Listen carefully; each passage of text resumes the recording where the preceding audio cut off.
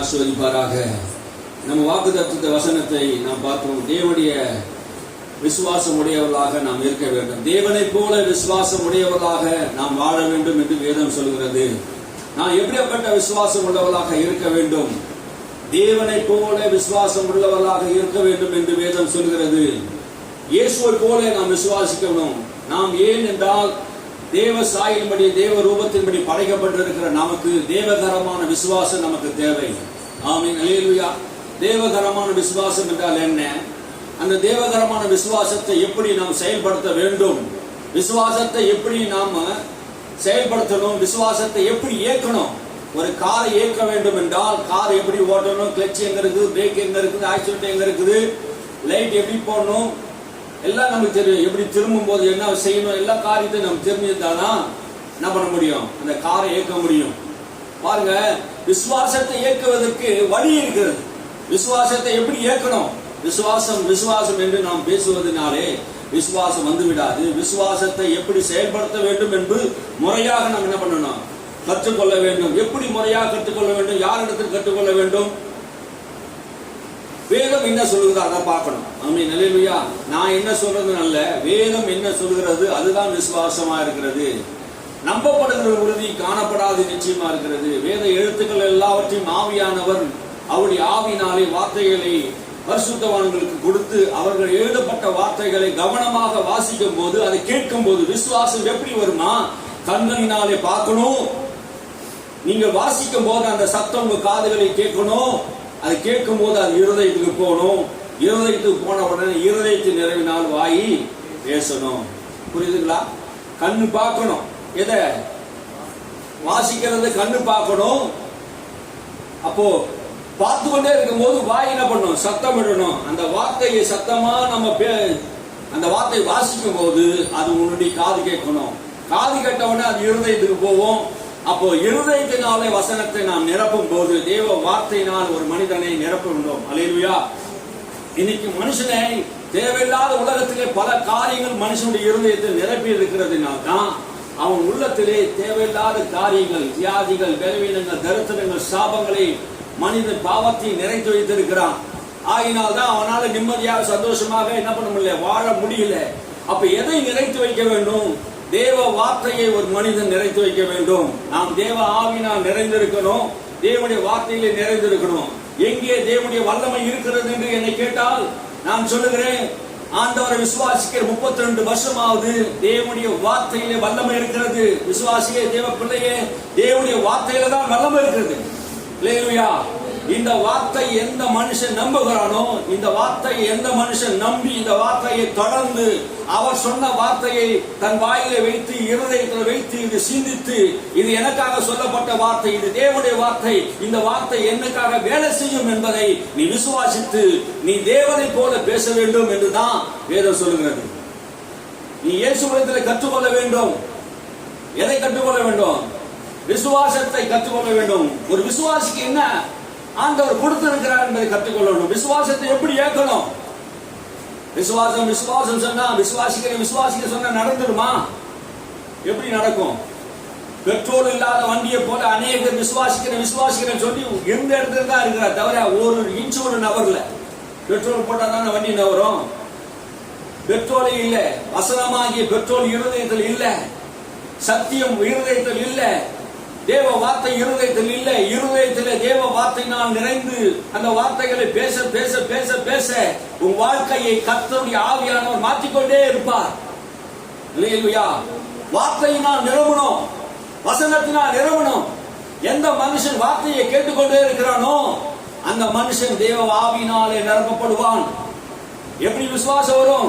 விசுவாசம் கேள்வினால் வரும், கேள்வி தேவனுடைய வசனத்தினால் வரும். விசுவாசம் எப்படி வரும்?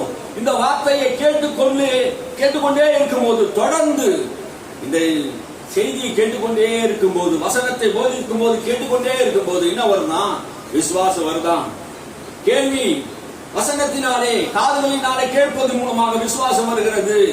நாம் தேவனுடைய வார்த்தைகள் எந்த அளவுக்கு கேட்கிறோமோ அந்த அளவுக்கு தேவ வார்த்தையினாலே நிறைந்து வாழும்போது சத்தியத்தை அறிவி சத்தியம் என்ன பண்ணும்? விடுதலையாக்கு. எந்தெந்த பகுதியிலே உன் வாழ்க்கையில தடையா இருக்கிறதோ அந்த சத்தியம் உள்ள வரும்போது சத்தியம் தான் உன்னை விடுதலையாக்கும். அல்லேலூயா. ஜெபிக்கிறோம் நல்லா, ஆனா ஜெபிக்கும் போது இந்த வசனங்களை பயன்படுத்தும். சத்தியம் தான் விடுதலையாக்குது. சத்தியமானது என்ன? இயேசு கிறிஸ்து அவர் வார்த்தையாய் வந்தார். அந்த வார்த்தையை அறிவதுதான் சபைக்கு முக்கியம். நீங்க வேத வசனத்தை நீங்க வாசித்து தியானித்து இதன்படி நீங்க நடக்க நீங்க செயல்பட்டீங்கன்னா அப்போதுதான் உங்களுக்கு வெற்றி கிடைக்கும். யோசுவாக்கு சொன்னதுதான் உங்களுக்கு சொல்றாரு. நீங்க முக்கியமான நினைப்ப, ஞானவான்களா நினைப்பீங்க, உனக்கு தோல்வி இருக்காது, உனக்கு வெற்றி வரும். நீங்க நிறைய பேருடைய வாழ்க்கையில தோல்வி காரணம் என்னென்றால் அவர்கள் ஞானவான்களாய் மாறவில்லை. வேத வசனம் தேவ வார்த்தை ஞானத்தை போதிக்கிறது ஆகிறது. அல்லேலூயா. இந்த வார்த்தையை ஒரு மனிதன் இருதயத்தில் ஏற்றுக்கொண்டு தேவகாரமான விசுவாசத்தை பெறணும். அப்படி என்ன விசுவாசத்தை ஏற்போது எப்படி? இந்த வார்த்தையை உள்ளத்தில் வைத்துக் கொண்டு நீங்கள் பேச ஆரம்பிக்க வேண்டும். அல்லேலூயா. இப்போ பேசுறீங்க, ஸ்டார்ட் பண்றீங்க. அப்ப இருதயத்திலே நிறைந்திருக்கிற மனுஷன், வார்த்தையினால் நிறைந்திருக்கிற மனுஷன் என்ன பண்ணும்? இருதயத்தின் நிறைவு வாய் பேசும். இருதயத்தின் நிறைவு வாய் பேசும். நீ இருதயத்துல என்ன இருக்குது என்பதை நீ பேசும்போதே தெரிஞ்சுக்கலாம். ஒருத்தரை பேச விட்டாலே தெரிஞ்சிடும் அவருடைய இருதயத்துல என்ன நிறைஞ்சிருக்கிறது. நிறைய பேருடைய இருதயத்திலே சஞ்சலமும் தவிப்பும் கஷ்டங்களும் வேதனைகளும் நோய்களும் பாரமும் எதிர்காலத்தை குறித்து பயமும் வாழ்க்கை கவலைகளும் இருதயத்தில் நிறைந்திருக்கும்னா அப்படியாப்பட்ட வார்த்தைகளை அவர் தொடர்ந்து பேசிக்கொண்டு இருக்கிறத பார்க்கணும். நாம் என்னதான் சொன்னாலும் பாருங்க, அதை ஸ்டாப் பண்ணிட்டு அவங்க ஒரு வார்த்தை சொல்லுவாங்க, அதுக்கு ஆப்போசிட்டா சொல்லுவாங்க. அப்ப இருதயத்தின் நிறைவு என்ன பண்ணும்? வாய் பேசிக்கினே இருக்கும் பாருங்க. நம்ம என்ன பேசுறோம் என்பது கவனிக்கணும், நிதானமா பேசணும். நாம் பேசுவதனாலே சரியா பேசினா சரியான வாழ்க்கை நமக்கு உண்டாகும். தவறாய் பேசினா தவறான வழியிலே நாம் நடந்து போவோம். மரணமும் ஜீவனும் நாவின் அதிகாரத்தில் கீழே இருக்கிறது. நீதிமொழி 18:21 சொல்லுது. மரணமும் ஜீவனும் நாவின் அதிகாரத்தில் இருக்கிறது. வாழ்வோ சாவோ எங்க இருக்குது? பக்கத்து வீட்டுல இல்ல, நம்முடைய வாயில தான் இருக்கிறது. நாம் என்ன பேசுகிறோமோ, என்ன யோசிக்கிறோமோ, என்ன நம்ம செய்ய போறோம் என்று வாயை திறந்து பேசுறோமோ அதுதான் உங்க வாழ்க்கையில நடக்கும். விசுவாசம் என்றால் என்ன? தேவன் எப்படி விசுவாசத்தை செயல்படுத்தினார்? விசுவாசித்தேன் பேசினேன் என்றாரே பவுல், விசுவாசித்தேன் பேசினேன் என்றாரே தாவீது. எப்படி விசுவாசித்தார்கள்? எதை பேசினார்கள்? நாம் இருதயத்தில் என்ன விசுவாசித்தார்களோ அதை தான் பேசினார்கள். ஆமென். அல்லேலூயா. நான் இருதயத்தை என்ன விசுவாசிக்கிறோமோ அதெல்லாம் பேசணும். கவலைகளையும் கண்ணீரையும் வேதனைகளும் நீ பேசிக்கொண்டே இருப்பனா நீ என்ன அதை தான் விசுவாசிக்கிற, நீ பேசினதை பெற்றுக்கொள்வ. புரியுதுங்களா? நீங்க என்ன பேசுறீங்க வாயை திறந்து அதை தான் நம்ம என்ன பண்ண முடியும்? பெற்றுக்கொள்ள முடியும். விதைக்கிறது ஒண்ணு அறுக்கிறது ஒண்ணா இருக்காது. நாம் என்ன விதைக்கிறோமோ அதை தான் நாம் அறுக்க முடியும். புரியுதுங்களா? விதைக்கிறது என்றால் என்ன? நான் வாயை திறந்து பேசும்போது என் நாவு விரைவாய் எழுதுகிற எழுத்தாணி என்று சங்கீதம் 45:1 சொல்றாரு. விரைவாய் எழுதுகிற எழுத்தாணி அப்படின்னா என்ன ஆகும்? நாம் பேசப்படுகிற வார்த்தைகள் பத்திரம் போல எழுதப்படுகிறது. எழுதப்பட்ட வார்த்தைகளை தான் நாம் பேசுகிறோம். நாம் எதை பேச வேண்டும் என்றால் தேவ வார்த்தையை பேச வேண்டும். தேவகரமான விசுவாசம் வேண்டும் என்றால் தேவன் பேசினதை இந்த வேதத்தில் எழுதி இருக்கிறது. இந்த வேதத்தில் உன் கண்ணாலை பார்த்து, உன் வாயை திறந்து வாசித்து, உன் காதினால் கேட்டு, உன் இருதயத்தை நிரப்பி அதை பேசிக்கொண்டே இருப்பாய் என்றால் அதுதான் தேவகரமான விசுவாசம். ஏனென்றால் நீ பேசின வார்த்தை அல்ல, அது தேவன் பேசின வார்த்தை. அல்லேலூயா. வேதம் முழுவதும் தேவன் பேசின வார்த்தையா இருக்கிறது. இதை உன் வாயில திறந்து நீ என்ன பண்ணணும்? பேசணும். அப்படி நீ பேசும்போது அந்த வார்த்தை உனக்காக செயல்படும். இருதயத்தின் நிறைவு வாய் பேசும். பாருங்க, குடிகாரன் குடிச்சுட்டா என்ன பேசுவான்? நான் உள்ளத்தில் இருக்கிறதா என்ன பண்ணுவான்? உடனே தள்ளுவான். அதே மாதிரி ஒரு விசுவாசி நான் உள்ளத்தில் இருக்கிறதா என்ன பண்ணுவான்? பேச ஆரம்பிக்கணும். ஒரு அரசியல்வாதி தன்னுடைய கட்சியை பத்தி என்ன பண்ணுவான்? உள்ளத்தில் போட்டுக்கிட்டே இருப்பான். அதை பத்தி பேசிட்டு இருப்பான். எதிர் கட்சி என்ன பண்ணுவான்? தாக்கி பேசிக்கொண்டே இருப்பான். அதே மாதிரி நம்முடைய வாழ்க்கையில் நமக்கு விரோதமா இருக்கிறவர்களை பத்தி நம்ம என்ன பண்ணுவோம்? பேசிக்கிட்டே இருப்போம். அப்படி பேசாம தேவ வார்த்தை இருதயத்தை வைத்து என்ன பண்ணுங்க? பேச ஆரம்பிங்க. ஆமென். அல்லேலூயா. நிறைய மனிதர்கள் நிறைய விஷயங்கள் தவறுகிறார்கள். ஆதாமை ஆண்டவர் ஏதேன் தோட்டத்தை உண்டாக்கி அதை பண்படுத்தவும் காக்கவும் ஆண்டவர் அவனுக்கு அதிகாரம் கொடுத்தார். தேவகரமான விசுவாசம் என்றால் என்ன அப்படின்னா அதிகாரத்தை கொடுத்தா. பண்படுத்த அப்போ ஏதேன் தோட்டத்தை பண்படுத்த அன்னைக்கு எப்படி அவர் பண்படுத்தி இருப்பார்? பண்படுத்துறதா என்ன? தோட்டத்தை பண்படுத்துவதுன்னா என்ன? தோட்டத்தில் இருந்து கல்ல முள்ளெல்லாம் வெட்டி போறது, தண்ணி அந்த தோட்டத்துக்கு வருவதற்கு வாய்க்கால வெட்டுவது பண்படுத்துவது. அன்னைக்கு ஆதாமுக்கு ஏவாக்கு எந்த கொல்லன் இருந்தா மம்டியை அடிச்சு கொடுத்தான், எந்த கொல்ல இருந்தா கனபாரை வெட்டி கொடுத்தான். யோசிச்சு பாருங்க. எந்த கொல்லனும் இல்லை, எந்த ஆச்சாரியும் இல்லை அதை செய்து கொடுப்பதற்கு. அவர்கள் எப்படி அந்த தோட்டத்தை பண்படுத்தினார்கள் என்று எபிரேய ஆசிரியர்கள், வேதத்தை தெளிவா வாசித்தவர்கள் சொல்லுகிறார்கள். தேவன் கொடுத்த அதிகாரத்தின்படி அவர்கள் செயல்பட்டார்கள். அல்லேலூயா. அவர்கள் எப்படி படைத்தாராம்? தேவ ரூபத்தின்படி, தேவ சாயலின்படி அவர்களை படைத்து, ஆணும் பெண்ணுமா படைத்து, பூமியில் இருக்கிற வானத்தில் பறக்கிற பறவைகள், பூமியில் இருக்கிற நடமாடுகிற ஜீவ ராசிகள், கடலில் இருக்கிற மீன்கள், ஆகாயத்து பறவைகள் எல்லாவற்றையும் ஆண்டு கொள்ளும்படியாக அவர்களுக்கு அதிகாரம் கொடுத்தார். ஆண்டு கொள்வது என்றால் என்ன? ஒரு ராஜா எப்படி ஆளுகை செய்கிறார்? ஒரு ராஜா எப்படி ஆளுகை செய்கிறார்? வார்த்தையினால் தான் ஆளுகை செய்கிறாரு. முதலமைச்சர் எல்லாம் வந்து வேலை செய்கிறாரு. ஒரு கட்டளை ஆணை பிறப்பிப்பார்கள். ஆணை பிறப்பிக்கும் போது அந்த ஆணையை நிறைவேற்றுவார்கள். அதன் வேலையாட்கள் நிறைவேற்றுவார்கள். ராஜாவின் வார்த்தை எங்க இருக்கிறதோ அங்கே அதிகாரம் இருக்கிறது. வேதம் அவங்க சொல்லுது நீதிமொழியில ராஜாவின் வார்த்தைகள்.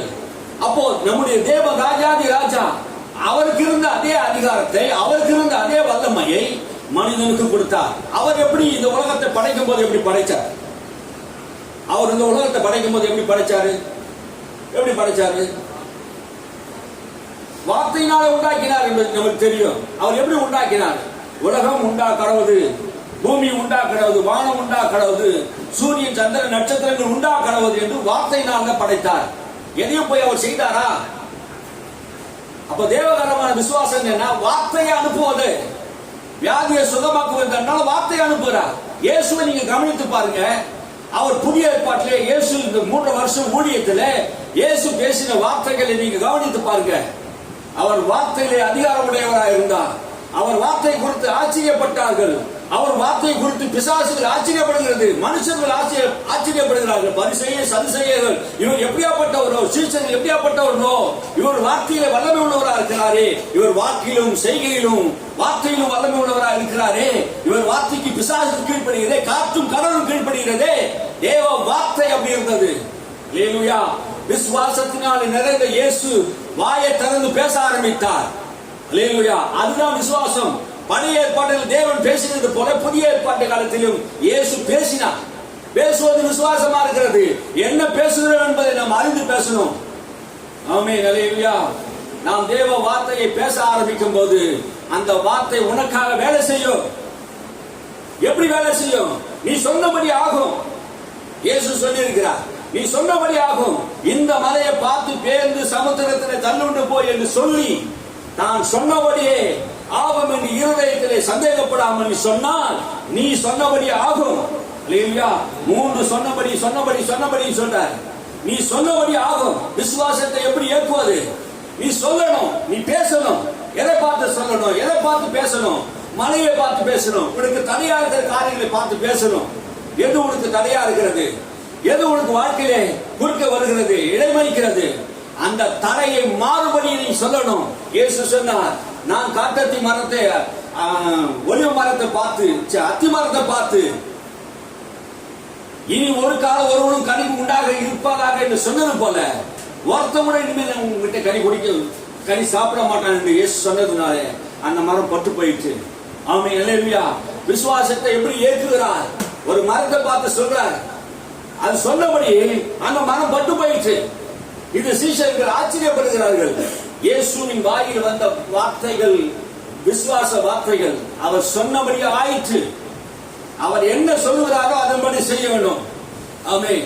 இயேசுவின் வாயில் வந்த வார்த்தைகள் விசுவாச வார்த்தைகள். அவர் எப்படி விசுவாசத்தை இயக்கினார் என்பது உங்களுக்கு தெரியணும். தேவன் எப்படி விசுவாசத்தை இயக்கினார்? உண்டாக்கணும் என்று சொல்லி தான் உண்டாக்கினார். அதே மாதிரிதான் ஏதேன் தோட்டத்திலும் தண்ணீர் 4 நதிகள் பாய்ந்து கொண்டிருந்தது. தண்ணீர் பாய்வதாக, கல்லுகள் ஓரமா போவதாக என்று சொல்லிதான் என்ன பண்ணாராம் ஆதாம. வாயின் வார்த்தையினால் தான் என்ன பண்ணாராம்? ஆளுகை செய்தார். அல்லேலூயா.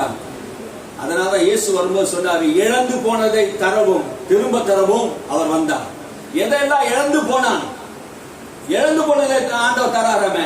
எதை இழந்தான் தெரியணும்ல? எதை இழந்தான் தெரியல. ஆதாம் எதை இழந்தான்? ஆண்டவர் மனுஷனை படைச்ச போது ஆண்டவர் அவன் ஆணும் பெண்ணுமாக படைச்சு அவனுக்கு அதிகாரத்தை கொடுத்தார், தேவ சாயலை கொடுத்தார்.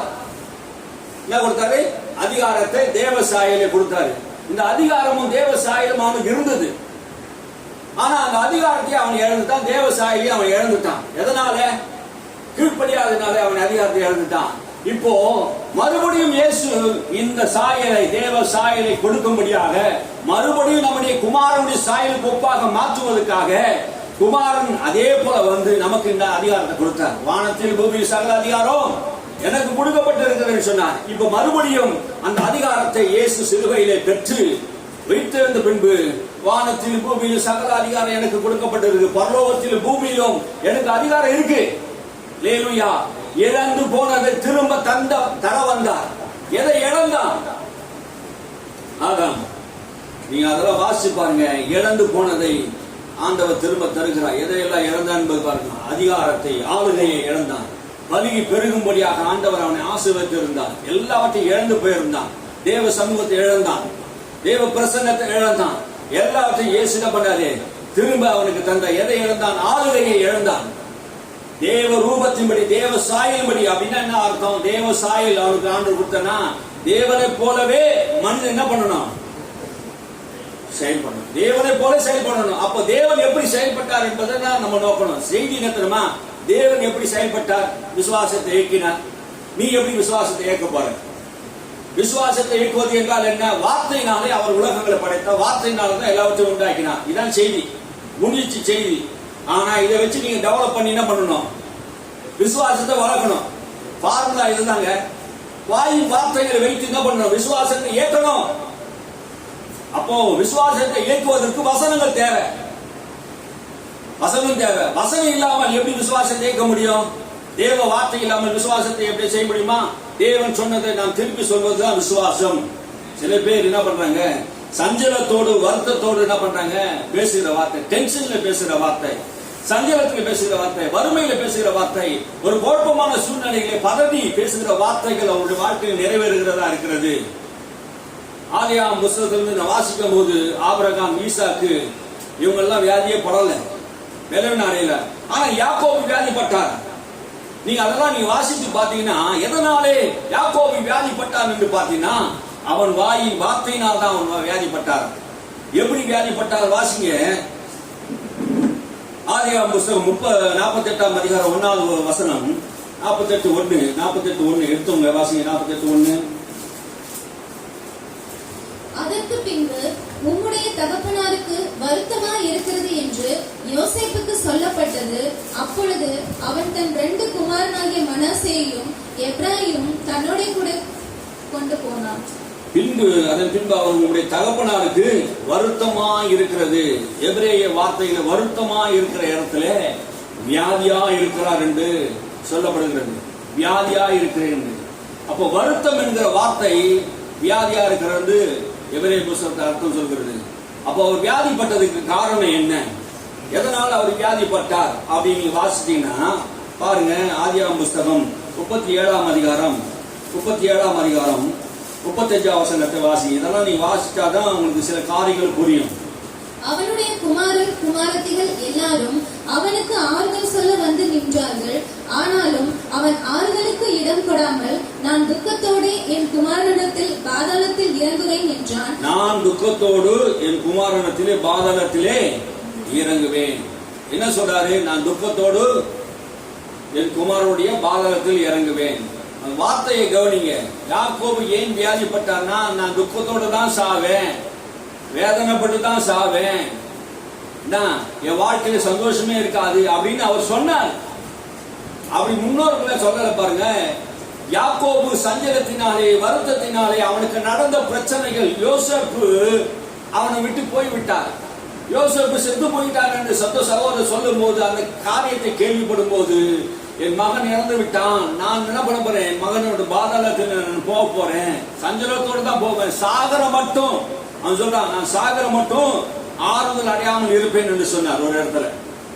நான் சாகர மட்டும் ஆறுதல் அடைப்பான். பேசுகிற வார்த்தை ஒரு வாழ்க்கையில துக்கமான வாழ்க்கை வரும்போது, கஷ்டமான சூழ்நிலை வரும்போது நாம் பேசுகிற வார்த்தைகள் தவறா இருக்குமானால், அந்த தவறு அறிந்து பேசினாலும் அறியாமல் பேசினாலும் தெரிந்து பேசினாலும் தெரியாமல் பேசினாலும் வார்த்தை வல்லமை உள்ளது, வார்த்தை வல்லமை மிக்கது, அது சொன்னபடி ஆகும். யாக்கோபு சொல்றது, சஞ்சலம், வருத்தம், துக்கம் என்று என் வாழ்க்கையே இருக்கிறது சொன்னார். 42 ஆதியாகமம் 42 38 சொல்றார். அது வாசிங்க. அதற்கு அவன், என் மகன் உங்களோட கூட போவதில்லை, அவன் தமையன் இறந்து போனான், இவன் ஒருவன் மீதியா இருக்கிறான், நீங்கள் போகும் வழியில் இவனுக்கு மோசம் நேரிட்டால் நீங்கள் என் நரைமயிரை சஞ்சலத்தோட பாதாளத்தில் இறங்க பண்ணுவீர்கள் என்றான். நீங்கள் என் நரைமயிரை சஞ்சலத்தோடு பாதாளத்தில் இறங்க பண்ணுவீர்கள் என்று சொன்னான். நரைமயிரா, நான் 30 வயதிலே நான் எப்படி சாவேன்? சஞ்சலத்தோடு தான் சாவேன், வேதனையோடு தான் சாவேன், வருத்தத்தோடு தான் நான் சாவேன். என்ன சொல்றாங்க? நான் துக்கத்தோடு தான் சாவ போறேன். நிறைய பேரோட வாழ்க்கையில பிரச்சனைகள், போராட்டம் வரும்போது நான் சஞ்சலத்தோடு சாவேன், வருத்தத்தோடு சாவேன், நான் சுவையில்லாததான் செத்து போக போறேன் என்று என்ன பண்ணாங்க, புலம்புகிறதை பார்க்கிறோம். யாக்கோபினுடைய வாழ்க்கையிலே வேதனைக்கு காரணம் யாக்கோபினுடைய வாயின் வார்த்தையை தவிர தேவன் அல்ல. தேவன் குணமாக்குறவர், அற்புதம் செய்கிறவர். வாயின் வார்த்தைகளை தெரிஞ்சு பேசினாலும் தெரியாமல் பேசினாலும் அது என்ன பண்ணும்? வல்லமை உள்ளதா இருக்கிறது, இருபுறமும் கருப்புள்ள பட்டயமாக இருக்கிறது. யாரு அதை சொன்னாலும் அது நடக்கும். வார்த்தையிலே விசுவாசித்து சொன்னா அது கண்டிப்பா என்ன பண்ணும்? செயல்படும். கரண்ட குழந்தை தொட்டாலும் சாகடிக்கும், பிரதமர் தொட்டாலும் சாகடிக்கும், விஞ்ஞானி தொட்டாலும் சாகடிக்கும். அதே போல தான் பாருங்க, வாழ்க்கையில எந்த தவறு தெரிந்து செய்தாலும் தெரியாம செய்தாலும் நெருப்பை யார் தொட்டாலும் சொல்லதான் செய்யும். அப்போ வார்த்தையும் கூட என்ன பண்ணுது? நமக்காக அது வேலை செய்கிறது. அதனால நம்ம என்ன பண்ணணும்? கரெக்டா இருக்கணும் அந்த வார்த்தையில. யோபு சொல்லும் போது சொல்றாரு, யோபு என்ன சொல்றாரு? வாசித்து பாருங்க. யோபு, நான் பயந்த காரியம் எனக்கு நடந்தது. யோபு 3:25 சொல்றது, நான் பயந்த காரியம் எனக்கு நேரிட்டது, நான் அஞ்சினது எனக்கு நடந்தது. நான் எதை பார்த்து நம்ம பயப்படுகிறோம், எதை பார்த்து நாம் அஞ்சுகிறோம்?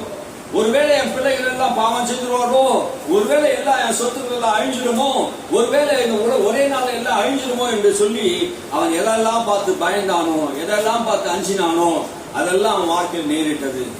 ஒரே நாளில் பிள்ளைகள் செத்து போனார்கள். நாம் பயப்படக்கூடாது என்று வேதம் சொல்லுகிறது. நான் பயந்த காரியம் நமக்கு நடக்கும். இது நடந்துருமோ? லைட்டா பல்லு வலிக்கும், பல்லு சொத்த லைட்டா தான் வலிக்கும். அது ஏதாவது கிராம்பு போட்டா என்ன பண்ணும்? சுகமாயிட்டு இருக்கும். பல்லு எடுத்துதான் ஆகணும், பல்லு எடுத்துதான் ஆகணும். வலிக்குது, பல்லு எடுத்துதான் ஆகணும் சொன்னா பல்லு கண்டிப்பா எடுத்துருவாங்க, கண்டிப்பாக எடுத்துதான் ஆகணும். அதே மாதிரி நிறைய விஷயங்களை பாருங்க, சின்ன சின்ன பிரச்சனைகள் எல்லாம் என்ன பண்ணுவாங்க? ஊதி ஊதி ஊதி ஊதி என்ன பண்ணுவாங்க? பெருசாகிடுவாங்க. சின்ன பலூன் தான், ஆனா அது என்ன பண்ணுவாங்க? பேசி பேசி பேசி பேசி அதே மாதிரி காத்த நிரப்பி நிரப்பி அதை என்ன பண்ணுவாங்க? பெருசாக்கி அதை உடைச்சு கடைசி என்ன பண்ணுவாங்க? உடைச்சிருவாங்க.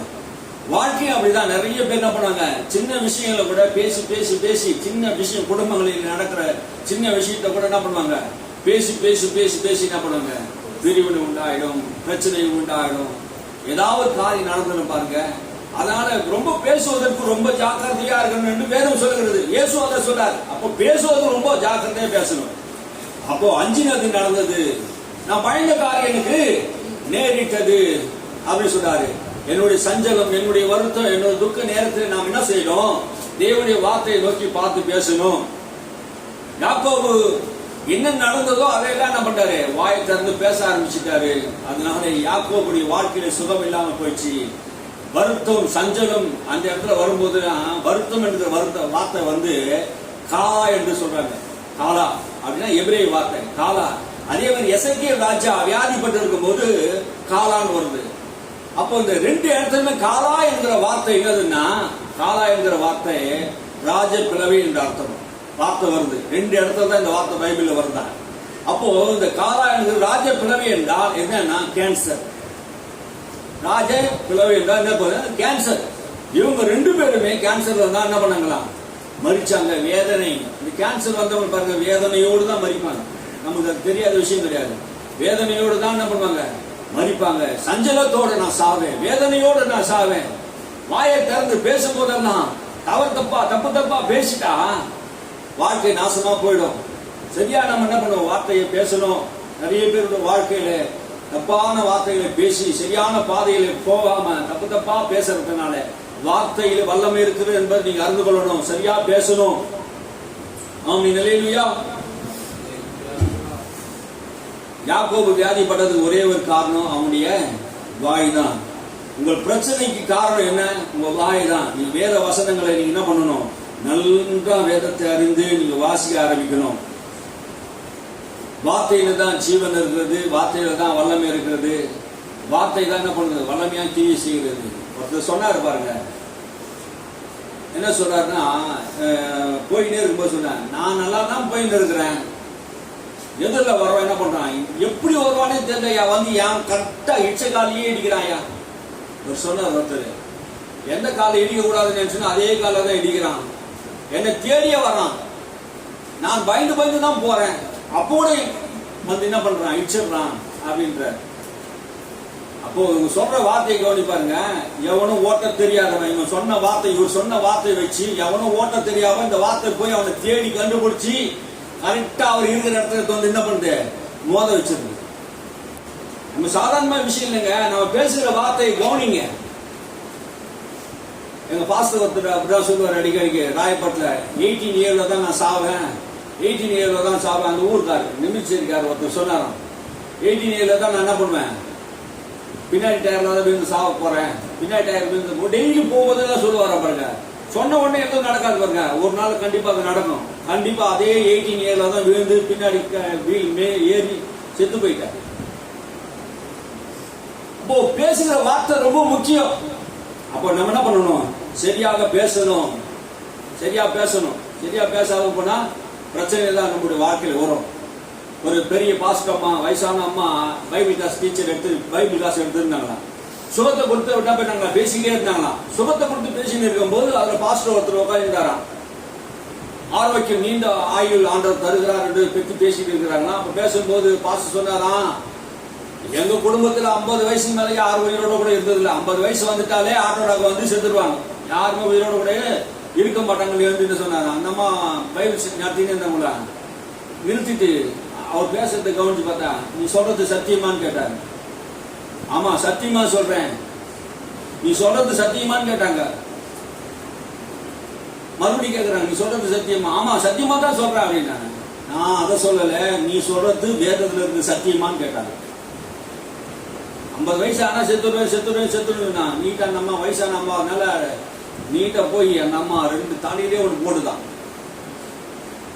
அந்த பாஸ்டர் என்ன பண்றான், தலையில் நடந்த உண்மை இது, தலையிலே 2 போட்டு சொல்லிச்சான், சத்தியத்துக்கு விரோதமாக பொய் சொல்லாதீர்கள், சத்தியத்துக்கு விரோதமாக பொய் சொல்லாதீங்க.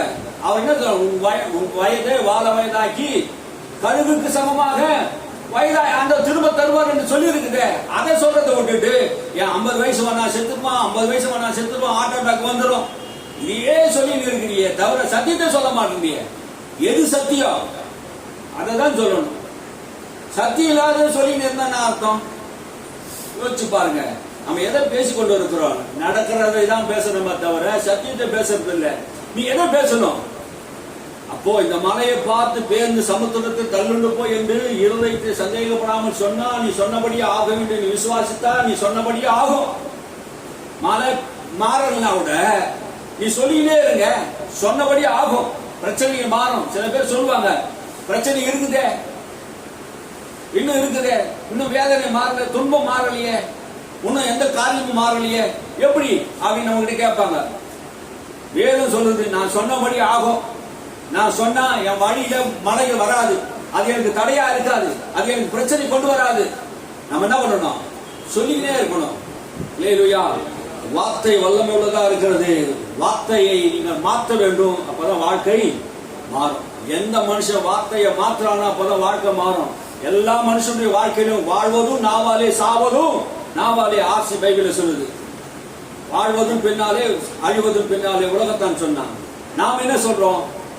ஒரு பெரிய பரிசுத்தவான் என்ன சொல்றாரு, தேவன் வேதத்தில் ஒன்று சொல்லுகிறார், சூழ்நிலை ஒன்று சொல்லுகிறது, எது சொல்வது நடக்கும் என்று கேட்டபோது தேவன் சொல்வது நடக்கும் அப்படின்னு சொன்னார்.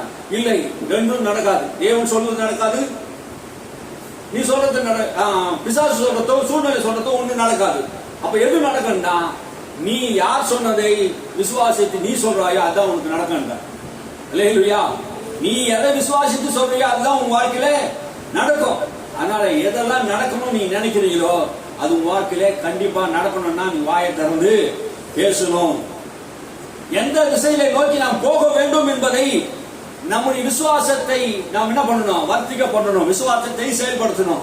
விசுவாசம் என்பது எப்படின்னா ஒரு இன்ஜின் மாதிரி. விசுவாசம் எப்படி ஒரு இன்ஜின் மாதிரி. நாவு வந்து எப்படின்னா ஒரு ஸ்டேரிங் மாதிரி. நாக்கு இருக்கிற ஸ்டேரிங் மாதிரி. இப்ப இந்த இன்ஜின் இருதயத்தில் இருக்கிற அந்த வார்த்தையே நாவு என்கிற ஸ்டேரிங்னால வாழ்க்கையை திருப்பலாம். இதெல்லாம் யாக்கோபு புத்தகத்தை நீங்க வாசிச்சீங்கன்னா, அப்போ பெரிய கப்பல் சிறிய சுக்கானினாலே திருப்பப்படுகிறது. ஒரு பெரிய மனிதன்னா இந்த பெரிய மனிதனுக்குள்ளே சின்ன நரம்புகள் உள்ள நாக்கு, எலும்புகள் இல்லை. ஆனா அந்த நாக்குகளே ஒரு நரம்புகள் மட்டும் இருக்குது. அது எத்தனை இன்ச்சு இருக்குது? கிட்டத்தட்ட 3 இன்ச்சு 4 இன்ச்சு தான் இருக்குது. சிறிய நாவு பெரிய மனிதனுடைய வாழ்க்கையை ஆயுள் சக்கரத்தை கொளுத்து விடுகிறதா இருக்கிறது. நாவு கொல்லாங்குள்ளதா இருக்குது. நாவை அடக்க ஒரு மனிதனால் கூடாததா இருக்கிறது என்று வேதம் சொல்லுது. அந்த நாவை அடக்கும்படியாக நாம் கற்றுக்கொள்ள வேண்டும். இந்த நாவை அடக்குவதற்கு பரிசுத்தாவியான ஒரு உதவி வேணும். அல்லேலூயா. பெந்தகோஸ்து நாளிலே அவர் இறங்கி வந்த போது முதலாவது பரிசுத்தாவியானவர் அக்கினிமயமான நாவுகள், பிரிந்திருக்கிற நாவுகள் அவர் மேல் வர கண்டோம். இந்த நாவுகள் மாற்றப்படணும். ஆமென். ஏசாயா தீர்க்கதரிசியில அவங்க அக்கினி தாயில கொண்டு வரும்போது ஒரு தேவ தூதன் ஒரு கோடாலையில அக்கினி தாயில கொண்டு வர அசுத்தோடு உள்ள மனுஷன் நான் இப்போது அதமானேன் என்று சொன்ன போது அக்கினி தாயில் அவன் மேல் வைக்கப்பட்டது. அவன் வாயின் வார்த்தைகள் சுத்தமாக்கப்பட்டது. உன் வாயின் வார்த்தைகள் சுத்தமாக்கப்படணும். நீ பேசுகிற வார்த்தை சுத்தமா இருக்கணும். அல்லேலூயா. கர்த்தருடைய வார்த்தையை, எழுதி இருக்கிற வார்த்தையை நீ பேசணுமே தவிர வாய்க்கு வந்ததெல்லாம் பேசக்கூடாது. வேதத்தை துண்டு வந்ததெல்லாம் பேசுறது மனுஷன், உலக மனுஷன். ஆனா வேதத்தில் இருக்கிறதை இருதயத்தை வைத்து பேசுவது தான் தேவ மனிதன். ஆமென். யார் வேணா எப்படி வேணா பேசலாங்க. நீ என்ன பேசுறீங்க அதான் முக்கியம். கர்த்தருடைய வார்த்தை நீ பேசணும். எப்படி பேசணும்? நாவை அடக்க ஒரு மனிதன் கூடாதுதான். ஆனா நாவை அடக்க என்னால முடியும். நான் இயேசு நாமத்தினால் நாவை அடக்குவேன். எதை பேசணும் எதை பேசக்கூடாது என்பதை ஒரு விசுவாசி தெளிவா அறிந்திருக்கணும். அல்லேலூயா. தெளிவா நம்ம என்ன பண்ணணும்? நம்முடைய வாழ்க்கையை நம்ம தான் நம்முடைய வாழ்க்கைக்கு தீர்க்கதரிசி. நமக்கு நாமே தான் என்ன பண்ணணும்? தீர்க்கதரிசனம் சொல்லணும். நான் இதை செய்ய போறேன், அதை செய்ய போறேன், அப்படி பண்ண போறேன், இப்படி ஆக போறேன் என்பது நம்ம தான் சொல்லணும். என் சின்ன வயசுலயே இந்த விசுவாசம் என் வாழ்க்கையில வந்ததுனாலே நான் சொல்லுவேன், 40 வயசுல நான் என்ன பண்ணுவேன்? செட்டில் ஆயிடுவேன். எனக்கு நல்ல ஒரு வீடு நான் கட்டிடுவேன், கார் வாங்கிடுவேன். அப்படி சின்ன வயசுல என்னை பார்த்து சிரிச்சவங்க நிறைய பேர் பாருங்க. நிறைய பேர் என்னை பார்த்து சிரிச்சாங்க. நான் பேசுகிற வார்த்தை எப்படி இருந்தது? விசுவாச வார்த்தையை பேசும்போது நிறைய பேர் அவங்க என்ன பண்ணுவாங்க? சிரிப்பாங்க. அது நடக்கும் போது ஆச்சரியப்படுவாங்க. ஆமென். அல்லேலூயா. அதனால இந்த உலகத்திலே நிறைய விஷயங்களை எதிர்மறையாக பேசணும். எதற்கு? இந்த உலகத்துக்கு எதிர்மறையாக பேசணும். வியாதிப்பட்டு இருக்கிறேன் என்று சொல்லக்கூடாது. வியாதிப்பட்டு இருக்கிற நகரவாசி ஒருவனும் சொல்லக்கூடாது. நான் பலவீனன் என்று ஒருவனும் சொல்லக்கூடாது. பலவீனன் எதுக்கு சொல்ற? நான் பலவான் என்று கர்த்தர் சொல்லுதே. நான் பலவான் என்று நீ சொல்ல கடவுள் என்று சொல்லுதே. சொல்றீங்களா? பலவீனன் என்று பலவீனமா இருக்குது. என் கால் நடக்க முடியல, நான் சுகவீனமா இருக்கிறேன், அப்படியே தான் சொல்றோம். என்னால நடக்க முடியல, என்னால பேச முடியல, நான் காய்ச்சலா இருக்குது, தலைவலியா இருக்குது, வயிற்று வலியா இருக்குது, பிரச்சனையிலேயே பேசிக்கொண்டு இருக்கிறமே. தேவ வசனத்தை பேசினால் நலமா இருக்குமே. அதெல்லாம் நான் அடக்க வருவனாலும் கூடாது. ஏன்னா இயற்கையாவே ஒரு மனுஷன் இந்த பிரச்சனை வரும்போது பிரச்சனையை தான் பேசுவான். ஒரு விசுவாசி அப்படி அதை மாத்தி பேசும்போது தான் அவன் தான் சூப்பர்மேன். இல்லையா? சாதாரணமா ஒரு மனுஷன் அப்படிதான் பேச முடியும். அதனால நான் அடக்க முடியாது. அடக்கி பார்த்துருக்காங்கன்னா யாராலையும் அடக்க முடியல. ஒருவனுக்கு அடங்காது. அது நம்ம அடக்கி பார்ப்போம். எப்படியா சொல்லக்கூடாது தான் நினைப்போம். ஆனா எப்படியும் சொல்லிடுவோம். ஏன்? இப்ப நான் மட்டும்தான் அப்படி சொல்ற போது நீங்களா அப்படி சொல்ற நல்லா அடக்கி வைக்கிறீங்க பொழுது அப்படின்னு சொல்லுது. நான் மட்டும்தான் அப்படி சொல்ற போது இல்ல, மனுஷன் இயல்பு இருக்கின்றாங்க. நான் அடக்க நமக்கு தேவை. நான் அடக்க தேவை. நம்ம என்ன பண்ண கண்டவை பேசி என்ன பண்ணக்கூடாது? நம்முடைய வாழ்வை அழித்துக் கொள்ளக்கூடாது. குடும்பங்களை நாம் எப்படி பேசுறோம்? குடும்பங்களை எப்படி பேசுறோம்? நம்ம பிள்ளைகளை பார்த்து எப்படி பேசுறோம்? என்னமோ நம்ம என்ன பண்றோம்? பேசிக்கினே இருக்கிறத நம்ம பார்க்கிறோம். தரித்திரமா இருக்கிறோம், வியாதியா இருக்கிறோம். இதெல்லாம் நம்ம என்ன பண்ணிக்கிறோம்? தொடர்ந்து குடும்பங்களையும் நம்ம பேசுறத பார்க்கிறோம். உருப்படாது. இது பிள்ளைகளை பார்த்து சொல்லுவோம் தண்டசோறு. இது சில பேர் குழந்தைங்களை பார்த்து சொல்லுவாங்க எரும மாடு அப்படின்னு சொல்லுவாங்க. பேயிடுவாங்க சில பேர், பிசாசுன்னுவாங்க. சில பேர் நம்ம பெத்த பிள்ளைய குரங்குன்னுவாங்க, குரங்கு பெற்று வச்சுக்கிறேன்னுவாங்க. பாருங்க, அவங்க சொன்னபடியே அது சேட்டெல்லாம் பார்த்தீங்கன்னா குரங்காகவும் பேயாகவும் நாயாகவும் சேர்ந்து செய்யும் பாருங்க. சொன்ன வார்த்தைப்படி அப்படி நடக்குது பாருங்க. சொன்ன வார்த்தை அப்படி நடக்குது. ஒரு அம்மா ரோட்ல போயிட்டே இருந்தாங்க, பிள்ளையை கை பிடிச்சி நடந்து போயினே இருந்தாங்க. போயினே இருக்கும்போது புள்ள அடங்காத அப்படி இப்படி ஓடினே இருந்தது பாருங்க. அந்த பிள்ளையை பார்த்து ஏ பேய வா அப்படி போட்டாங்க பாரு. அந்த வீட்டுக்குள்ள போறதுக்குள்ள அந்த தெருவில் ஒரு பேய் போயிச்சுனே இருந்தது. தெருவில் உண்மையிலே நடந்த சம்பவம். பாசு போய் ஜெபம் பண்ணார், அப்பதான் சொல்றாரு அந்த விஷயத்த. அப்போ அந்த தெருவில் ஒரு பேய் போயினே இருந்தது பாருங்க. அந்த பேயில படிச்சு பிள்ளைக்குள்ள வந்துருச்சு.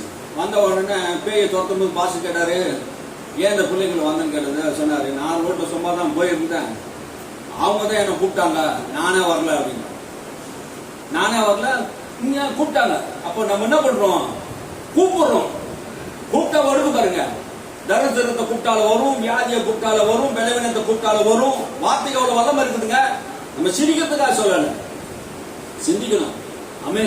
சில விஷயங்களை நகைச்சுவையோடு டீச்சர்லாம் இறக்குவாங்க. எங்களுக்குலாம் அந்த காலத்துல நம்ம பார்த்துருக்கோம். நகைச்சுவையோடு சில காரியங்களை இறக்குவாங்க. பிள்ளை ஏதாவது இலாவை காட்டி சோறு விட்டாங்களே, அது மாதிரி வசனங்கள் எப்படி நாங்கள் சொல்ல வேண்டியது இருக்கு. இப்படிலாம் நாங்கள் சொன்னா என்ன பண்ணுவோம்? உங்களுக்கு அப்படியாவது உள்ள போனா என்ன பண்ணுவோம்? வாழ்க்கை மாறுமே. வார்த்தை மாறினா வாழ்க்கை மாறும். வார்த்தை மாறாமல் வாழ்க்கை மாறுவதே இல்லை. வார்த்தையை மாற்றுங்கள், வாழ்க்கை செழிப்பாக மாறும். அல்லேலூயா. ஆண்டவருடைய வசனத்தை நீங்க வாசிச்சு பாருங்க. மத்திய புஸ்தகத்துல 12ஆம் அதிகாரத்துல, மத்திய புஸ்தகம் 12ஆம் அதிகாரத்தை 34ஆம் வசனத்திலிருந்து நீ வாசிங்க. இயேசு சொல்றாரு, அதை நீ வாசிச்சு பாருங்க. மத்திய சுவிசேஷம் 12ஆம் அதிகாரம் 34ஆம் வசனத்திலிருந்து நம்ம எல்லோரும் அந்த வசனத்தை எடுத்துக்கொள்வோம், வாசிப்போம். விரியன் பாம்பு குட்டிகளே, நீங்கள் பொல்லாதவர்களாய் இருக்க நலமானவைகளை எப்படி பேசுவீர்கள்? இருதயத்தின் நிறைவினால் வாய் பேசும். இப்போ விரியம் பாம்பு குட்டிகளே அப்படின்னு சொல்றாரு. விரியம் பாம்பு குட்டிகளே என்னது? பிசாசின் பிள்ளைகளே. விரியம் பாம்பு குட்டிகள் பிசாசின் பிள்ளைகளே என்று சொல்றாரு. யார சொல்றாரு? யூதர்களை சொல்றாரு. உன் நலமானது எப்படி பேச தெரியும்? விரியம் பாம்பு குட்டிகள். விரியம் பாம்புக்கு எவ்வளவு விஷம் இருக்குது? அது எப்படியாவது நல்ல விஷம் இருக்குமா? அதுக்குள்ள நல்லது இருக்குமா? அப்போ விரியம் பாம்பு குட்டிகளாக நம்ம இருக்கக்கூடாது. விஷம் நிறைந்த வார்த்தைகளை நம்ம என்ன பண்ணக்கூடாது? பேசக்கூடாது. அப்படின்னா அழிவை உண்டாக்குற வார்த்தைகள். அப்போ நாவின் விஷம் நம்முடைய வாழ்க்கையிலே நாவானது பொல்லாங்கு உண்டாக்குறது. வார்த்தை மனுஷனை கொல்லுகிறது. வார்த்தை ரொம்ப முக்கியம் பாருங்க. ஒரு மனுஷனை உயர்த்துவது தாழ்த்துவது வார்த்தையா இருக்கிறது. நல்ல வார்த்தைகளை பேசும்போது, கனமான வார்த்தைகளை பேசும்போது மதிப்பு கூடும். அதே தவறான வார்த்தைகளை, கேவலமான வார்த்தைகளை, மரியாதை குறைவான வார்த்தைகளை பேசும்போது நம்ம என்ன பேசுறோமோ அதுக்கான பலன் தான் நமக்கு வரும். வார்த்தை ஒரு மனிதனை உயர்த்தும், ஒரு மனிதனை தாழ்த்தும். அப்போ விரியம் பாம்பு குட்டிகளே, நீங்க பொல்லாதவர்களா இருக்க நலமானவர்களை பேசுவது எப்படி பேசுறாங்க? பொல்லாதவர்களா இருக்குன்னா அது என்ன சொல்றாரு? ஆறாம் அன்னைக்கு ஏவாளை வஞ்சித்தது. இந்த வார்த்தைகள்லாம் தேவன் சொன்னது உண்டோ என்று சொல்லி ஏமாத்தி என்ன பண்ணிட்டான்? இவன் வார்த்தையை சொல்ல வச்சுட்டான். அப்ப பிசாசுடைய வார்த்தைகளை தான் இவங்க என்ன பண்றாங்க? பேசுறாங்க. இயேசுகிட்ட வரும்போதெல்லாம் இவங்க நல்ல வார்த்தையை பேசல. இயேசுவை சந்தேகப்பட்டாங்க, இயேசு அவிசுவாசமா பார்த்தாங்க, இயேசுவை திட்டினாங்க, பிசாசு பிடித்தவன் சொன்னாங்க, சாப்பாடுறாமன்னு சொன்னாங்க, பாவிகளின் சிநேகிதன் சொன்னாங்க, கன்னத்தில் அரைஞ்சாங்க, கொலை செய்ய முயற்சி பண்ணாங்க. இவங்களுக்குள்ள நல்லது கிடையாது பாருங்க. நீங்க ஆபிரகாமின் பிள்ளைகளா இருந்தா, ஆபிரகாம் என்ன விசுவாசித்தா, நீங்க என்ன விசுவாசித்து என் ஆடு என் சத்தத்துக்கு செவி கொடுக்கும். நீங்க ஆடும் கிடையாது, என் பிள்ளைகளும் கிடையாது. நீங்க பொல்லாதவர்கள். உங்க தலைவன் யாரு? உங்க தேவன் யாரு? பிசாசு. ஆது முதல் நீங்க என்ன பண்ணீங்க? என்னை எதிர்க்கிறீங்களே, என்னை பகைக்கிறீங்க அப்படின்றாரு. இந்த வார்த்தைகளை நீங்க கவனிங்க. நலமானவர்கள் எப்படி பேச அறிவீர்கள்? இருதயத்தின் நிறைவினாலே வாய் பேசும். நீ என்ன நினைக்கிறீங்களோ அதானே உங்களால பேச முடியும். இருதயத்தில் உள்ளத்து என்ன சொல்லுவாங்க? ஒரு பழமொழி சொல்லுவாங்க, அகப்பில் இருந்தானா கேப்பில் இருந்தா என்ன சொல்லுவாங்க? கேப்பில் இருந்தாலும் அகப்பில் இருந்தா கேப்பில் வருமா? சட்டியில் இருந்தாதான். சட்டியில் என்ன இருக்குதோ அதுதான் என்ன பண்ணுவான்? வெளியே வரும். சட்டியிலே இல்லைன்னா எப்படி வெளியே வரும்? அப்ப இருதயத்தின் நிறைவினாலே ஒரு மனிதன் பார்க்கும் போதே தெரியும் அவன் இருதயத்தில் என்ன இருக்குது. அப்போ இருதயம் எப்படி இருக்குது நம்ம கவனிக்கணும். அந்த இருதயத்தின் வார்த்தையை தான் நம்ம ரொம்ப கவனமா இருக்கணும். இருதயத்தின் நிறைவினால் வாய் பேசும். பவுல் சொல்லும்போது சொல்றார், விசுவாசித்தேன் ஆகினாலே பேசினேன். எதை நம்ம விசுவாசிக்கிறோமோ அதை நம்ம பேசுவோம். ஆமென், அல்லேலூயா. காலேபும் யோசுவாவும் பேசின வார்த்தை விசுவாச வார்த்தை. ஆனா அந்த 10 பேர் பேசின வார்த்தை எப்படி இருந்தது? அவிசுவாசமான வார்த்தை. நாம் போய் அதை எளிதாய் சுதந்திரிக்க முடியாது. இவர்கள் என்ன சொன்னாங்க? நாம் போய் எளிதாய் சுதந்திரிக்க முடியும். கர்த்தர் நம்ம கூட இல்ல, கர்த்தர் நம்மோட கூட இருக்கிறார். கர்த்தர் நமக்கு வாக்கு பண்ணி இருக்கிறார். இவங்க என்ன சொன்னாங்க? எகிப்து தேசத்திலே சாவக்கடமை இல்லையா, சுடுகாடு இல்லையா, இந்த வனாந்தரத்தில் கொண்டு வந்து எங்களை சாக பண்ண என்ன ஆண்டவர் கொண்டு வந்தது என்ன? மோசேக்கு விரோதமாக, ஆரோனுக்கு விரோதமாக பேசினாங்க. கர்த்தர் அந்த வார்த்தை கேட்டார். பேசுகிற வார்த்தை கர்த்தர் கேட்கிறாருங்க. பைபிள் சொல்லுது, அவர் சொன்ன வார்த்தையை கர்த்தர் கேட்டாராம். அவர்கள் சொல்லும்படி நான் செய்வேன் என்று கர்த்தர் என் ஜீவனை கொண்டு சொல்கிறேன் என்று சொன்னார். இவர்கள் இந்த வனாந்தரத்திலே சாவே சாவே என்று சொன்னாங்களே, அதன்படி நான் என்ன பண்ணுவேன்? இவருக்கு செய்வேன். சொன்னபடியே அவர் 20 வயசுக்கு உட்பட்டவர் எல்லாரும் வனாந்தரத்தில் அந்த 40 வருஷத்துல செத்து போயிட்டாங்க. சொல்ற வார்த்தையை நம்பணும். எதை ஆண்டவர் சொன்னார் ஆபிரகாமுக்கு? பாலும் சேர்ந்து ஓடுகிற தேசத்தை 400 வருஷம் அடிமையா இருப்பாங்க, அதுக்கு பின்னாடி மோசேவை அனுப்புவேன், தீர்க்கதரிசி அனுப்புவேன், அவர்கள் அந்த தேசத்துக்கு சொந்தமா கொடுப்பேன் சொன்னாரு. கர்த்தர் இறங்கி வந்து சொல்றாரு, பாலும் சேர்ந்து ஓடுகிற தேசத்துக்கு நான் போய் கொண்டு போய் சேர்ப்பேன். அந்த வார்த்தையை அவங்க நம்பல. எந்த வார்த்தையை நம்பினாங்க? போய் பார்த்து வந்த தேசம் நல்ல தேசம் தான், அது பாலும் சேர்ந்து ஓடுகிற தேசம் தான், அது கனி இருக்கிறது, அது மரம் இருக்குது, நாங்க பார்த்தோம், அது திராட்சை கொலையை நாங்க கொண்டு வந்தோம், அதெல்லாம் உண்மைதான். ஆனா அவர்கள் ராட்சசர்கள், அவர்கள் பராக்கிரமசாலிகள், அவர்கள் பெரிய ஆட்கள், அவர்கள் பெரிய போர் வீரர்கள், ஆகினாலே நாங்கள் அவரை ஜெயிக்க முடியாது. சொன்னபடி நடக்குது. அதாங்க வார்த்தையை மாத்தி பேசணும். சூழ்நிலை சொல்லுகிறதை பேசுவதல்ல விசுவாச வாழ்க்கை. விசுவாசம் என்றால் என்ன? விசுவாசிக்க தேவ என்ன சொல்றாங்க? அரசாங்க ஊழியத்தில் வேலை செய்தா விசுவாசம் தேவை இல்லையா? நல்ல லட்சக்கணக்கில் பணம் வந்துன்னா விசுவாசம் தேவையில்லையா? விசுவாசம் என்னன்னு நிறைய பேருக்கு புரியல பாருங்க. பணமும் இருந்தாலும் சரி, எதுவாக இருந்தாலும் சரி, விசுவாசம் என்பது வேற. விசுவாசம் என்பது தேவ வார்த்தையை பேசுவதுதான் விசுவாசம். விசுவாசித்தே தேவ வார்த்தையை பேசினேன். கர்த்தர் சொல்ல வார்த்தைய அவன் என்ன நம்புறானோ அதை பேசுறதுதான் விசுவாசம். அல்லேலூயா. 1 லட்சம் பேர் தாவீதோடு கூட கோலியாத்தோடு எதிர்த்து நிக்க வந்தாங்க, சவுல் படை வீரர்கள். ஆனா 1 லட்சம் பேரும் அவங்க பேசின வார்த்தைகள் என்ன? அவனுக்கு முன்பாக நடுங்கி ஓடினார்கள். கோலியாத்து பேசினது 40 நாள் டெய்லி காலையில் சாயங்காலம் வந்து பேசுறான், 80 முறை வந்து பேசுறான். உங்களோட ஒருத்தர் வாங்க, வண்டி வாங்க, நாங்கள் நீங்க என்ன ஜெயிச்சுட்டா நாங்க சவுளுடைய வேலைக்காரர்களா இருக்கிறோம், நாங்க உங்களை ஜெயிச்சுட்டா எங்களுடைய வேலைக்காரர்களா இருங்க அப்படின்னு ஒன்று டெய்லி வந்து பயமுறுத்துறான். ஆனா தாவீது சிறு பையன் போறான், விசுவாசத்தை பேசினா சொல்றா, இந்த பெலிஸ்தியன் ஏமாத்துறான். அவன் சொல்றான், இந்த பெலிஸ்தியன் ஏமாத்துறான், இஸ்ரவேலை நிந்திக்கிறது இவன் யார்? இவன் யார்? விருத்து சேதனம் இல்லாதவன், உடன்படிக்கை பெறாதவன், இஸ்ரவேல் ஜனங்கள், கர்த்தருடைய சேனை, இவன் நிந்திக்கிறதுக்கு இவன் யாரு? இன்றைய தினம் அவன் சொல்றான், இன்றைய தினம் உன் கழுத்தை நான் வெட்டுவேன், ஆகாயத்து பறவைகளுக்கு உன் மாம்சத்தை நான் தின்ன கொடுப்பேன். கர்த்தர் சொன்னாரா? கர்த்தர் சொல்லல. அவன் சொல்றான், விசுவாசித்தையும் பேசினான். சொல்றான் பாருங்க, இன்றைய தினம் கர்த்தர் உன்னை என் கையில ஒப்பு கொடுப்பார், நான் உன் தலையை வாங்குவேன், ஆகாயத்து பறவைகளை உன்னை இறையாக்குவேன், இது கர்த்தருடைய நாமத்தினால் உனக்கு நான் சொல்றேன்னு சொல்லி போய் அவன் என்ன பண்ணாங்க? கூழாங்கல்ல அடிச்சு கொண்டு போட்டு அவன் கத்தியை எடுத்து, தாவீது கையில பட்டை இல்லை, அவன் கத்தியை எடுத்து அவன் தலையை வாங்கினான். அல்லேலூயா. சொன்னபடி அவன் செய்தான். தாவீது விசுவாசித்தான், பேசினான், பேசினது தான் செய்தான். ஆமா, அல்லேலூயா. நாம் எதை பேசுறோமோ அதை செய்வோங்க. நான் ஊருக்கு போறேன், கேரளாவுக்கு போறேன் நான் சொல்லுவேன்னா போவேன். நான் அடுத்தது பிஜி படிக்க போறேன்னு சொன்னா படிப்பேன். இல்லை என்னால் படிக்க முடியாது, என்னால் செய்ய முடியாது, நீ சொன்னபடி தான் நடக்கும். நம்ம என்ன பேசுறோமோ அதன்படி தான் நம்முடைய வாழ்க்கை அமையும். பாருங்க, நிறைய பேருடைய வாழ்க்கையில நான் என்ன பண்ண போறேன்னு என்கிற நீங்க தான் தீர்மானிக்கணும். ஆமென். தோல்வியை பேசினவர்கள் தோல்வியை அடைந்தார்கள், வெற்றியை பேசினவர்கள் வெற்றி அடைந்தார்கள்.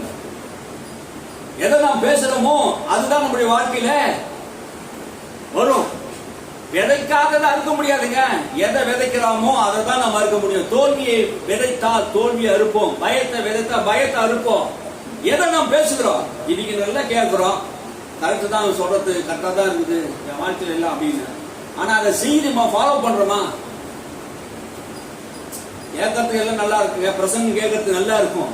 ஆனா வாழ்க்கையிலே பிரயாசப்படணும். நிறைய நான் யூடியூப் சேனல் நிறைய விஷயம் இருப்பேன். ஹெல்த், உடம்புக்கு ஹெல்த்தானது இதெல்லாம் சாப்பிடுங்க. முருங்கைக்கீரையை நல்லா சாப்பிடுங்க, அது கண் பார்வைக்கு ரொம்ப நல்லது, எலும்புகளுக்கு நல்லது, அது நிறைய நோய் எதிர்ப்பு சக்தி வரும். ஆனா அதை செய்யறோமா? டெய்லியும் வாக்கிங் போங்க, உடம்பு ஆரோக்கியமாக, இருளையும் பலப்படும், கால் எலும்புலாம் பலப்படும், நீண்ட நாட்களில் வாழலாம் அப்படின்னு சொல்றோம். அதெல்லாம் நம்ம செய்யறோமா? சரீரத்தை குறித்து கவலை கிடையாது, எதிர்காலத்தை குறித்து கவலை கிடையாது, எதை குறித்து ஒரு திட்டம் இருக்குதுல்ல. அதுனா அது வெந்தத்தை தொண்டு விதி வந்தா போகலான்ட்டு ஒரு பழமொழி இருக்குது பாருங்க. அது மாதிரி தானா வாழ்றது கிடையாதுங்க. ஒரு நேரத்தை குறிப்பிடணும், ஒரு திட்டமிடணும், வாழ்க்கையை திட்டமிடணும். இதை நான் பேச போறேன், இதை செய்ய போறேன், இப்படி நான் காரியங்களை நடத்த போறேன், திட்டமிடணும். அல்லேலூயா. நீண்ட நாட்களா வாழணும் ஆசைப்படுறோம், என்ன பண்ணணும்? நீண்ட நாளா வாழணும் ஆசைப்படுறோம், என்ன பண்ணணும்? வசனங்கள் என்ன பண்ணணும்? முதலாவது விசுவாசிக்கணும். என்ன நீண்ட நாட்களா என்ன திருப்தியாக்கி என்ன பண்ணுவாரா? மெய்ப்பார் சொல்றாரு, என் பிள்ளைகள் வாழ்வை நான் காண்பேன். பிள்ளைகள் வாழ்வுன்னா என்னது? என் பிள்ளைங்க, என் பேர பிள்ளை வாழ்க்கையை நான் காண்பேன். நீதிமானுக்கு எந்த கேடும் வராது. தாய் தந்தை சொல்லுங்களேன், நீதிமானுக்கு எந்த கேடும் வராது. துன்மார்க்கர்கள் தீங்கில வீண்டு கிடப்பான். இப்போ பிஷப் தயானந்த ஐயா அவர் இறந்தாங்க.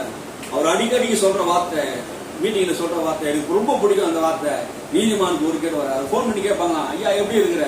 நீதிமானுக்கு ஒரு கேடு வராது. 11 ஆபரேஷன், ஹார்ட் ஆபரேஷன் பண்ணாங்க, 11 அட்டாக் அவருக்கு வந்தது. ஆனா 11 அட்டாக் வந்து அவர் ஒன்றும் பண்ண முடியல.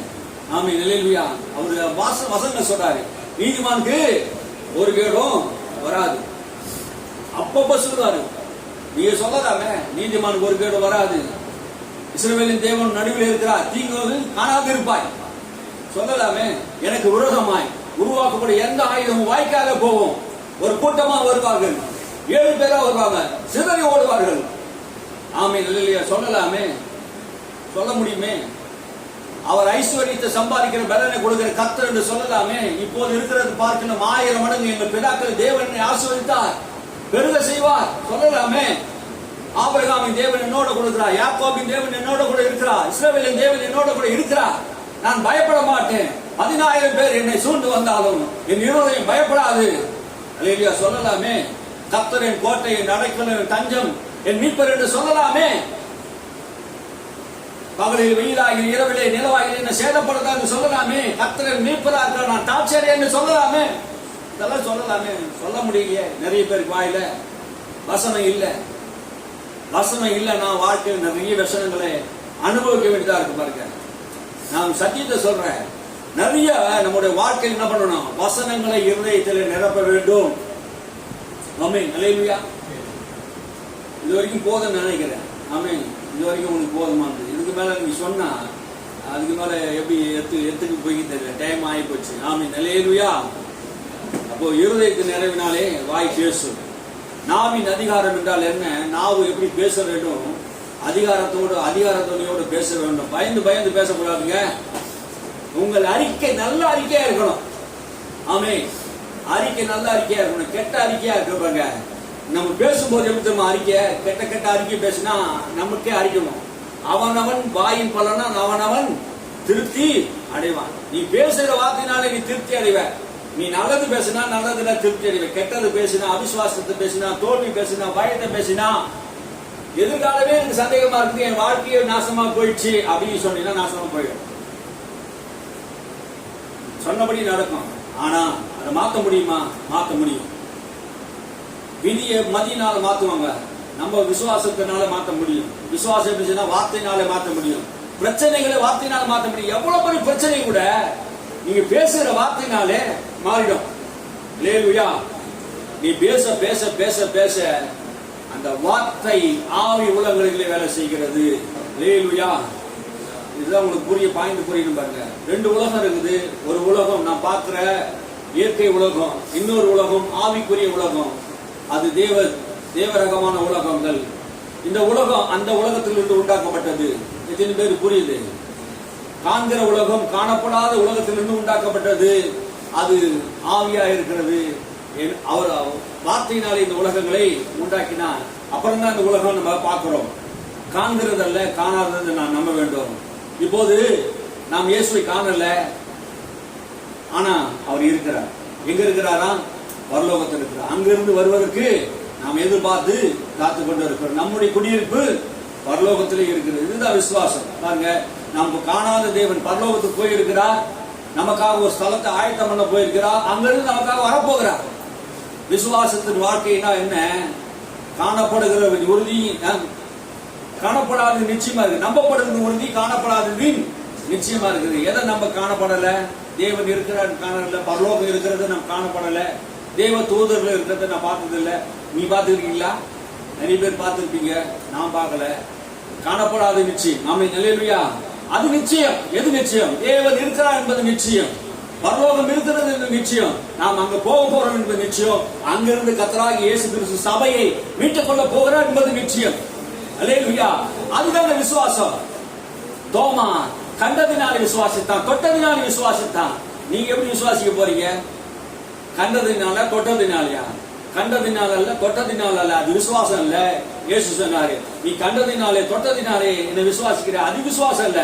காணாத விசுவாசிக்கிறது தான் விசுவாசம் என்று சொன்னார். அல்லேலூயா. எருசலேமிலே இயேசு சிலுவையில் அறையப்பட்டதை நான் பார்க்கல, ரத்தம் சிந்தினதை பார்க்கல, அவர் தழும்புகளிலே நம் குணமானதை பார்க்கல, அவர் உயிர் தெழுந்ததை பார்க்கல, எருசலேம் வீதியில் அவர் அடிக்கப்பட்டதை பார்க்கல, அவர் கல்லறையில் வைக்கப்பட்டதை பார்க்கல, அவர் உயிர் தெழுந்ததை பார்க்கல, சொல்லப்பட்டதை நம்புறோம். அதுதான் விசுவாசம். அல்லேலூயா. தோமாவுடைய விசுவாசத்தை வைத்துக் கொண்டு ஆபிரகாமின் ஆசீர்வாதத்தை நிறைய பேர் எதிர்பார்க்கிறாங்க. புரியுதுங்களா? தோமா தொட்டு பார்த்து தான் விசுவாசித்தார். ஆபிரகாம் அப்படி கிடையாது. ஆமென். அவர் அடைத்த போது விசுவாசித்தார். ஆமென். சரீரத்தை உணராத விசுவாசித்தார். ஆபிரகாமுடைய விசுவாசத்துக்கும் தோமாவுடைய விசுவாசத்துக்கும் வித்தியாசம் நிறைய. ஆபிரகாமுடைய சரீரம் செத்து போயிடுச்சு, சாராவுடைய கர்ப்பம் செத்து போயிடுச்சு. இதை எண்ணாமல கர்த்தருடைய வார்த்தையை எண்ணினான். விசுவாசம் என்னன்னு புரியுதப்ப சொல்றது? எதை என்றதுன்னா தேவ வார்த்தையை எண்ணுவதுதான் விசுவாசம். அல்லேலூயா. ஆபிரகாமுக்கு ஆண்டவர் சொன்னா, உனக்கு ஒரு சந்ததியை தருவேன், உன்னை நான் ஆசீர்வதிப்பேன், உன் பேரை நான் பெருமைப்படுத்துவேன், பூமியில் உள்ள வம்சங்கள் எல்லாம் வானத்து நட்சத்திரங்கள் போல, கடற்கரை திரளான மக்களை போல உனக்கு நான் சந்ததியில் உருவாக்குவேன், எல்லா ஜனங்களை காட்டிலும் உன்னை கீர்த்தி புகழ்ச்சிமான வைப்பேன் என்று சொன்னாரே. சொன்னபடி ஆண்டவர் என்ன பண்ணாரு? ஆசீர்வதித்தார். அல்லேலூயா. அவன் விசுவாசத்தில் பலவீனமா இல்ல. எதை எண்ணினானா? தேவன் சொன்ன வாக்கு தத்தத்தை. அன்னைக்கு வேதம் இல்ல, பைபிள் வசனம் இல்ல. எது இருந்தது? தேவன் தரிசனமாகி சொன்ன வார்த்தை இருந்தது. எதை அவர் நம்பினாரா? வார்த்தையை நம்பினார். விசுவாசம் என்னன்னா, ஆபிரகாம் நம்முடைய தகப்பன் என்று சொன்னார். விசுவாசம் தகப்பன் சொன்னாரு. ஆபிரகாமை விசுவாசம் உடையவர்கள் என்று சொன்னாரு. ஆபிரகாம் எதை நம்பினார்? வேதம் இல்ல, தேவனுடைய வார்த்தையை நம்பினார். அல்லேலூயா. விசுவாசம் என்னது? தேவ வார்த்தையை சந்தேகப்படாமல் விசுவாசிப்பதுதான் விசுவாசம். வேதம் என்ன சொல்லுகிறதோ அதை அப்படியே விசுவாசித்து வாயை திறந்து பேசுவதுதான் விசுவாசம். அல்லேலூயா. அல்லேலூயா. இந்த விசுவாசத்தை நீங்க கற்றுக்கொண்டால் போதும். ஆமென். அல்லேலூயா. இதை மட்டும் நீங்க ஒழுங்கா கத்துனீங்கன்னா இந்த உலகத்துல அப்படியே பறந்து போகலாங்க. ஆமென். அல்லேலூயா.